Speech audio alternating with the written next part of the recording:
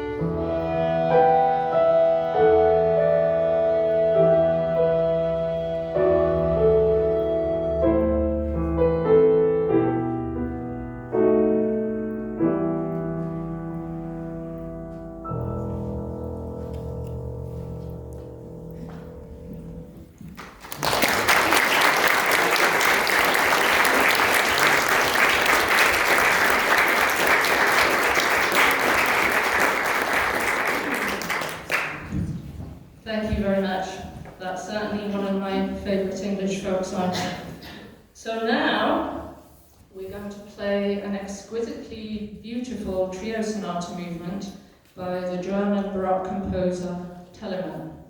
He was friends with J.S. Bach and Handel, and in fact he became godfather to J.S. Bach's most famous composer son, Carl Philipp Emanuel Bach. Telemann was self-taught, and is often the case with musicians. He went into music against his parents' wishes. I think many of us know that.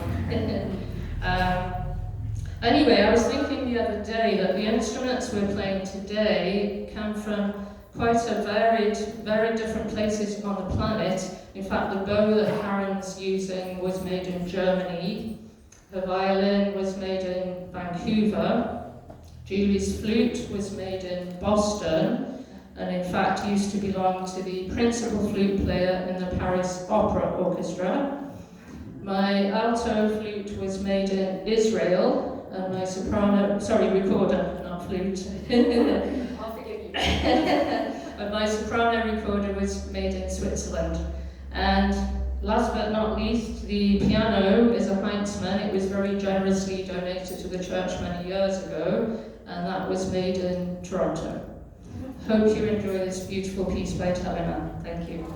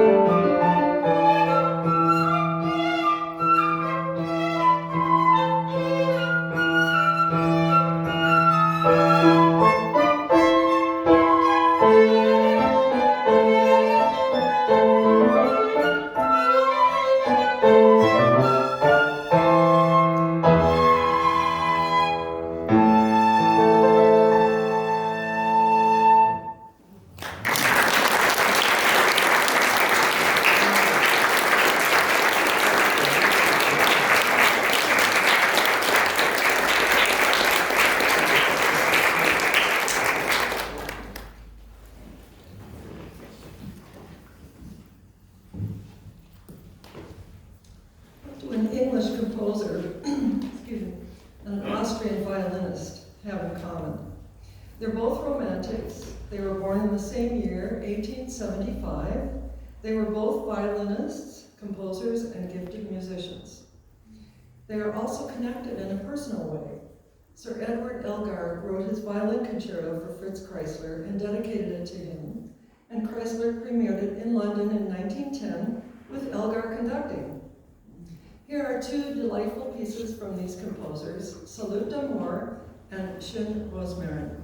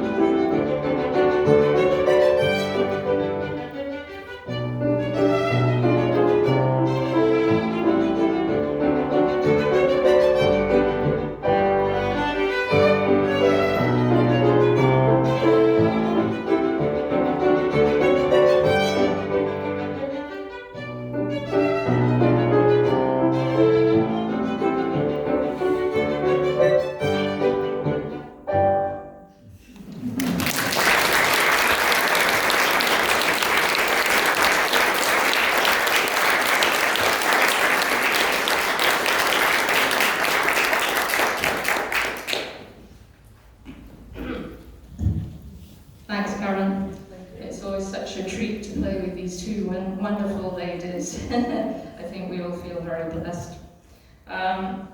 So before we play this, we all fell in love with this next piece. It's by a prolific American choral composer, Andy Beck.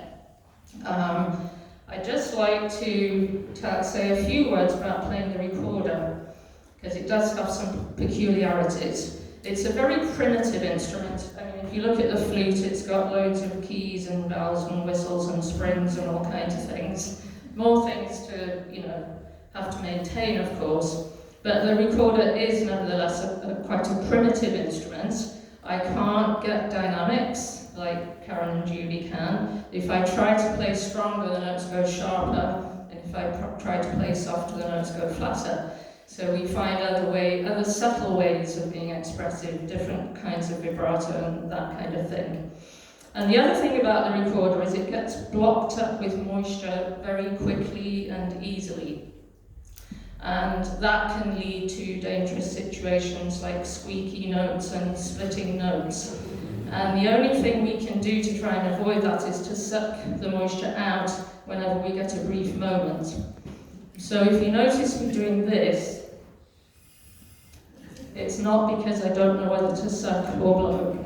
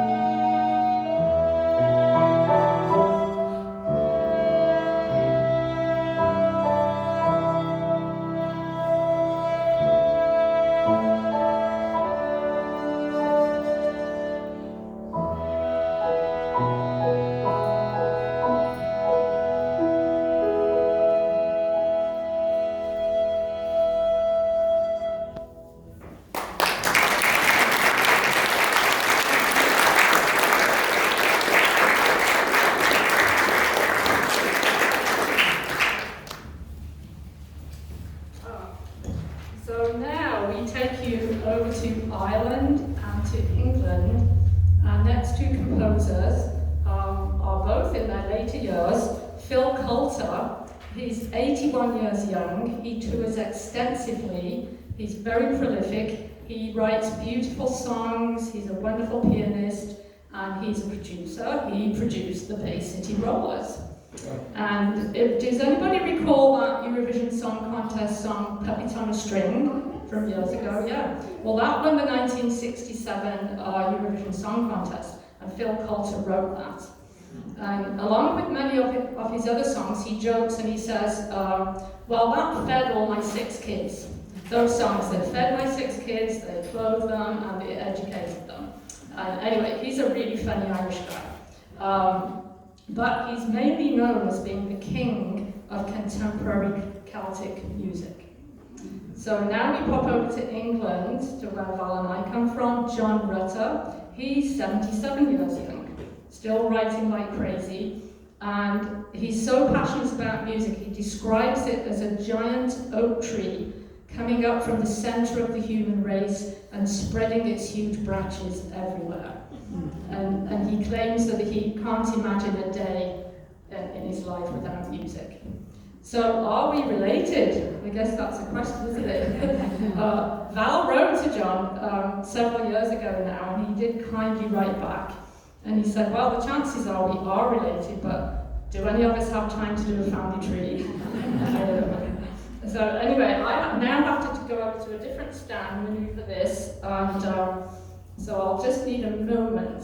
So thank you. And some water. It is water, I promise.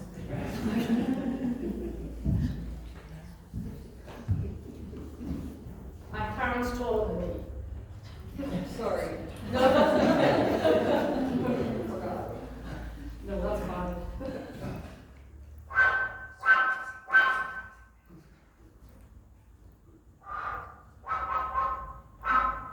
Yeah, Val's complaining about all of her issues, but you know, cold metal, it doesn't want to work. Got to warm it up.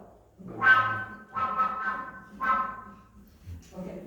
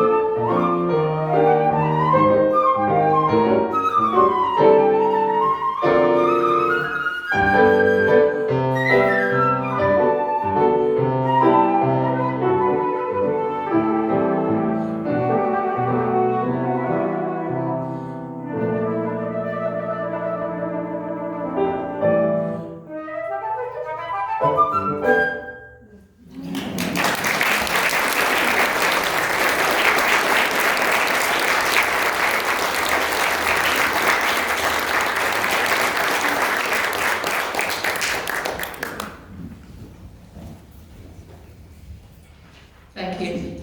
We always loved playing his music.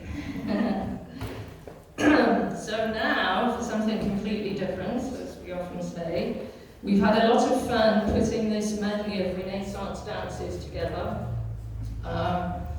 We're featuring 2 English composers and 2 Italian composers.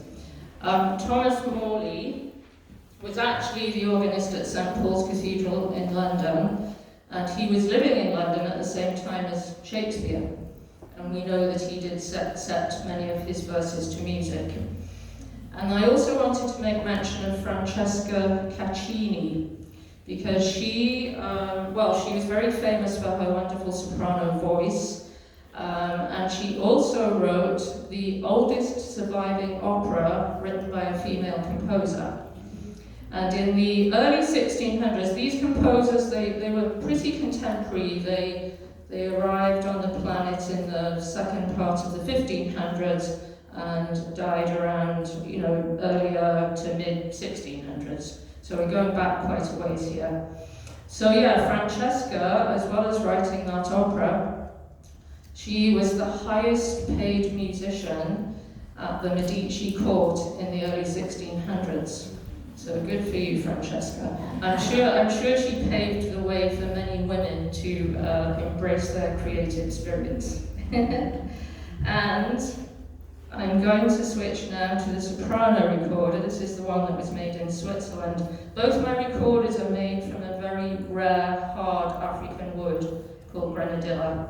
Anyway, this is the instrument that many of you probably played in elementary school. Thank you.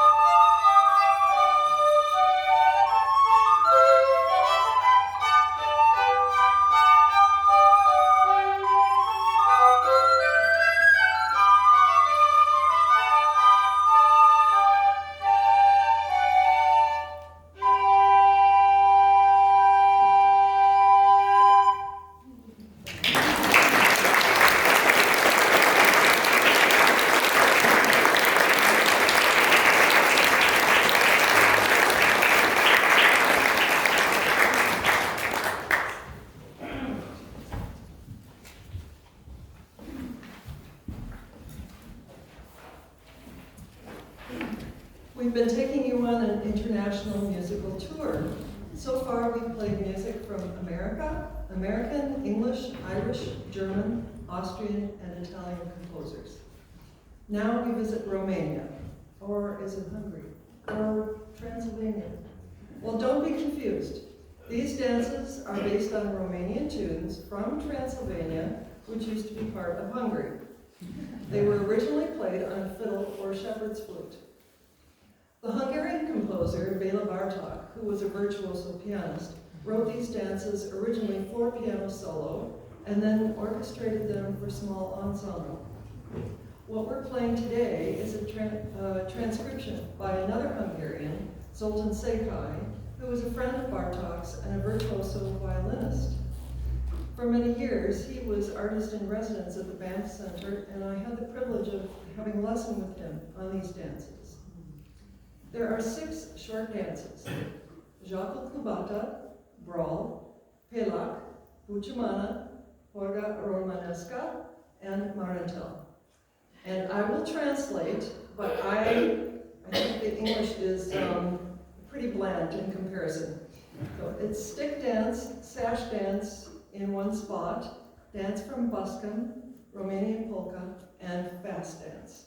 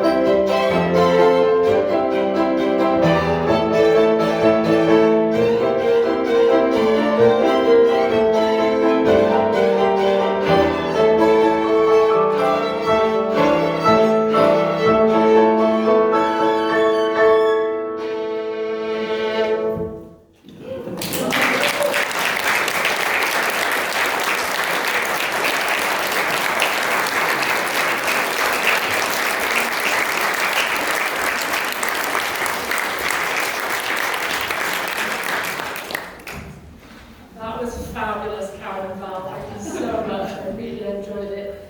Wow, now I've got to get my head in gear. Okay, what can I say about playing piano duets? Well, you might think that they came about for musical reasons.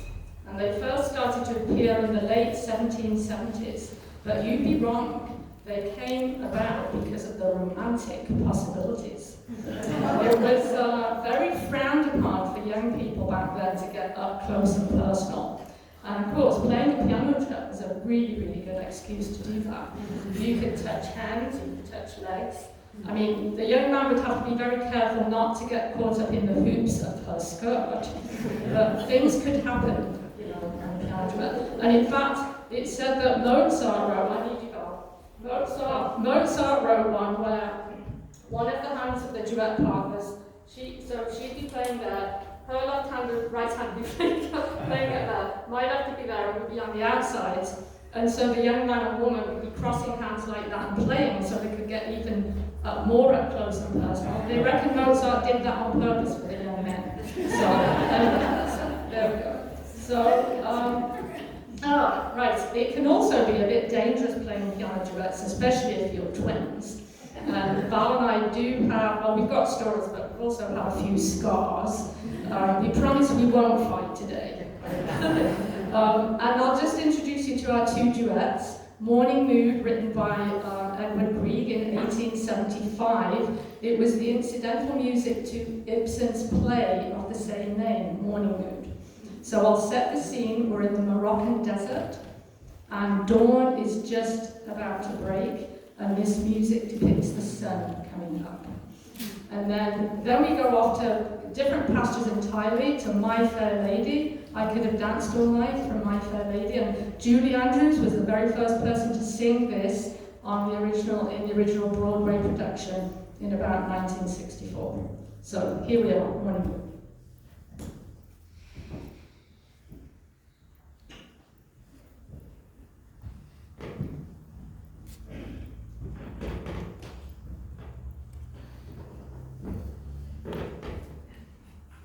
We're already fighting over that.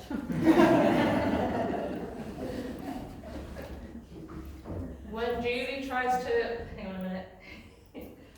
When Julie tries to use the soft pedal in this piece, she nearly falls off the bench. So the other day, Karen said, "Why don't you wear a seatbelt?" then we got into a Victor Borger kind of thing.